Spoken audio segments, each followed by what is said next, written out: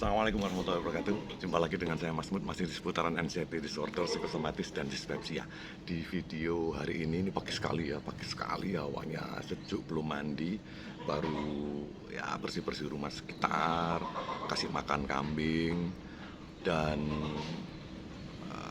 minum susu kedelai maksudnya. Gimana kabar yang di daerah Jawa Timur? Yang dari sore kemarin itu hujan terus sampai jam 1 ya. Kalau di tempat saya ini banjir sekali, sangat banjir. Sampai di depan rumah banjir semuanya, sangat banjir, dan hujannya sangat konsisten ya. Sedikit-sedikit tapi terusan dan tidak ada berhentinya. Sampai jam 1 setengah 2 mungkin ya. Sampai di teras depan rumah saya itu sudah banjir. Dan apakah mempengaruhi ke psikologis atau ke mental kita, terutama saya ya yang sudah 2 tahun ini? Kalau di saya sendiri tidak ada masalah, pagi juga baik-baik saja. Cuman terlintas hanya begini saja waktu semalam itu. Waduh, ini saya cari rumput. Biasanya saya punya kambing itu hanya saya lepas, terus dia cari makan sendiri gitu aja. Ternyata ketika banjir seperti ini, kambing tidak bisa keluar dari kandang dan tidak bisa masuk lagi dari kandang. Dan kebetulan kambingnya kondisinya ada di dalam kandang, campur tumpuk dan jadi satu, dari satu pejantan, 3 indukan dan 3 anaknya itu masih kecil-kecil, itu campur jadi satu. Ini rame aja, ini di belakang ini ada yang birahi lagi jantannya, dan betinanya yang 2 baru melahirkan sekitar 1 bulan dan 3 minggu yang lalu. Yang satu sudah 4 bulan yang lalu tapi masih belum birahi betinanya. Jadi ya ini nyari betina terus, ini rame terus ini kambing saya. Nah, semalam saya kepikiran itu, gimana cari makannya? Ternyata mudah sekali, tinggal saya ambil gergaji, rambanan-rambanan di belakang saya itu saya potongi semua, krek, saya kasih makan, nanti sore saya kasih lagi, selesai. Ternyata segala sesuatu itu yang belum terjadi itu jangan dipikirkan. Ketika sampean memikirkan tentang apa yang belum terjadi, wow, masalah. Apalagi sampean yang masih aktif ya, horornya sudah sudah ini dengan masa lalu, menyesal dengan masa lalu, bingung dengan masa kini, terus masih terlalu memikirkan, terlalu khawatir tentang masa depan. Itu sangat tidak bagus sekali buat kesehatan mental kita. Itu yang membuat biasanya itu di situ letak permasalahannya. Sebenarnya simpel saja. Kalau yang masa lalu itu kita simpel saja, kita hanya percaya bahwasanya Tuhan itu maha pengampun, maha pemaaf. Dan ketika kita sudah minta maaf dengan apa yang sudah kita lakukan, kekhilafan dan lain-lain, kita bisa berdamai dengan diri sendiri dan kita bisa menjalani hari ini dengan baik-baik saja. Terus setelah itu tahap selanjutnya adalah kita akan berpikir ke arah depan. Kita hanya berpikir begini saja. Kalau saya ya usia 45 tahun, saya dari usia 0 sampai 45 tahun, saya tidak berkuasa tentang apa yang terjadi di diri saya. Dari kecil saya taunya dikasih makan sama orang tua saya dan kita tidak tahu kita makan apa hari itu. Dan kita taunya minta, Bu, hari ini makan apa? Hanya begitu saja kan. Terus waktunya beli tas, waktunya beli sepatu, hanya begitu saja. Dan semuanya terjadi sampai kita sudah besar. Dan setelah itu ketika kita sudah dewasa, kita sudah menikah, kita sudah punya anak, dan kita pasrahkan, kita gantungkan semua rezeki seperti hanya ketika kita kecil dirawat oleh Tuhan kita. Dan ketika kita sudah besar, kita tinggal sudah ikhtiar ya, kita berusaha dan kita tinggal tawakal aja, kita tinggal berserah diri, kita tunggu rezeki apa yang akan diberikan oleh Allah kepada kita. Saya hanya begitu saja, hanya saya tunggu, meskipun kadang-kadang ketika masih sakit dulu itu masih tidak bisa bekerja, itu sangat berkekurangan sekali, sampai saya jual mobil dan lain-lain dan segala macam.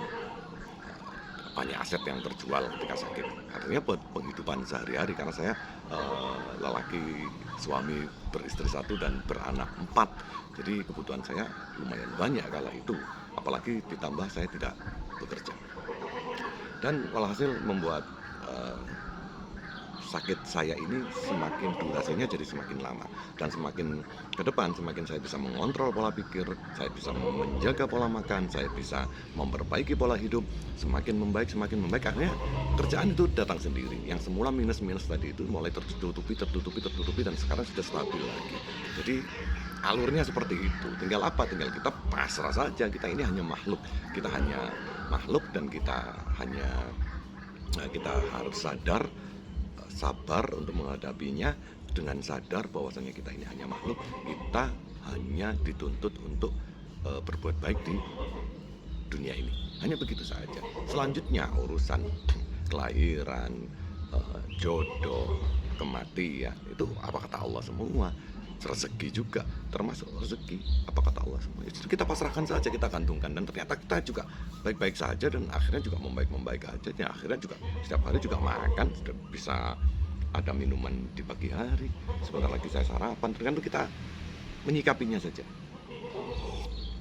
Jadi menurut saya, hemat saya ya, buat teman-teman yang masih on ya horornya, eh, sampean tinggal pasrah saja, sudah pasrahkan semuanya. Sampean sabar, ikhlas, dan pasrahkan.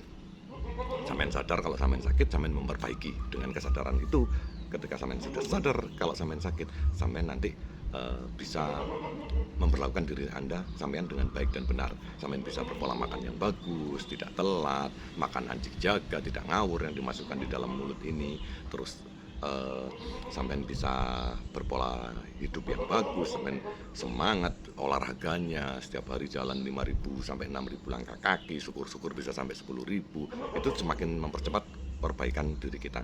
Terus kita perbaiki mentalnya. Kalau mental itu satu hal buat saya, mental itu kita mendekatkan diri kepada Allah Subhanahu wa taala, dan itu akan membaik mental kita.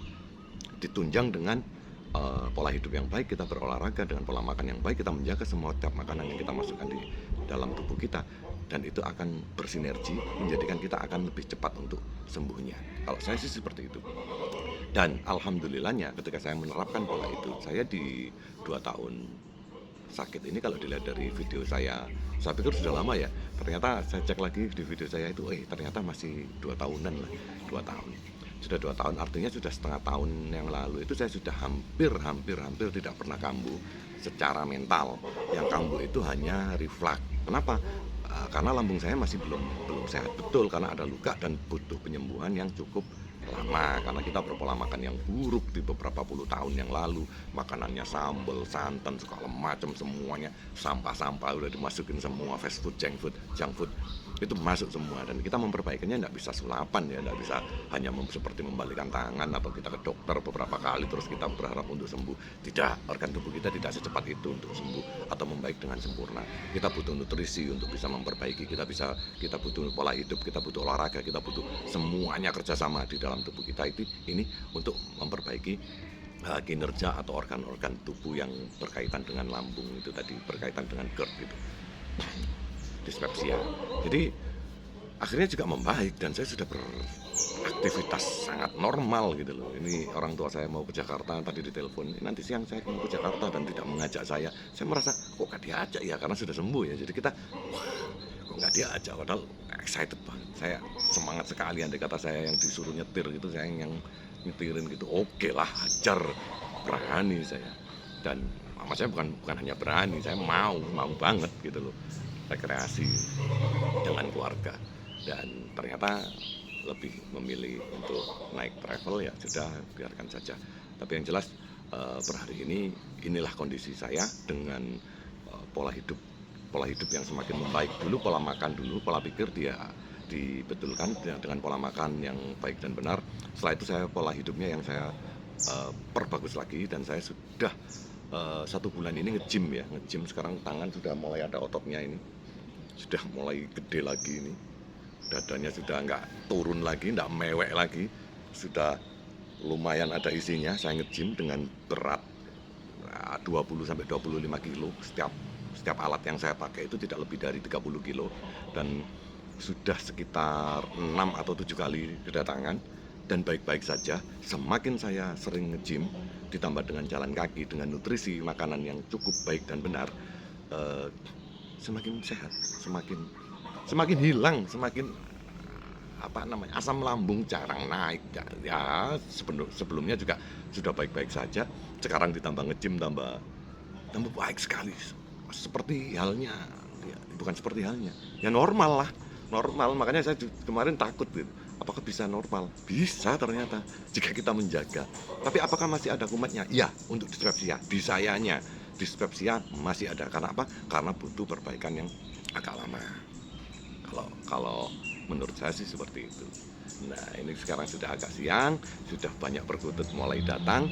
Saya ingin tangkap perkutut lagi untuk menukar dengan perkutut yang ada di sangkar saya. Jadi saya itu per 1 bulan, itu perkutut saya lepas, saya ambil perkutut baru di alam. Jadi kasihan biar mereka bisa bergantian gitu. Saya dapat kesenangan untuk punya perkutut di rumah saya dan perkututnya hanya 1 bulan saja. Setelah itu kontraknya dengan saya kasih makan. Setelah itu saya lepas lagi, saya cari perkutut baru lagi untuk bisa saya tangkap dan saya buat kesenangan saya. Jadi nggak begitu merugikan alam. Nah, itulah video video saya di kali ini, dan saya tunjukkan bahwa saya sudah sangat-sangat, saya bilang sembuh ya, saya bilang sembuh, dan semoga teman-teman semua bisa cepat sembuh, sudah bisa cepat mengatasi masalah mentalnya, masalah dispepsianya dan psikosomatisnya sudah tidak ada. Semoga Anda juga baik-baik saja setelah sembuh. Terima kasih sudah melihat video saya. Wassalamualaikum warahmatullahi wabarakatuh.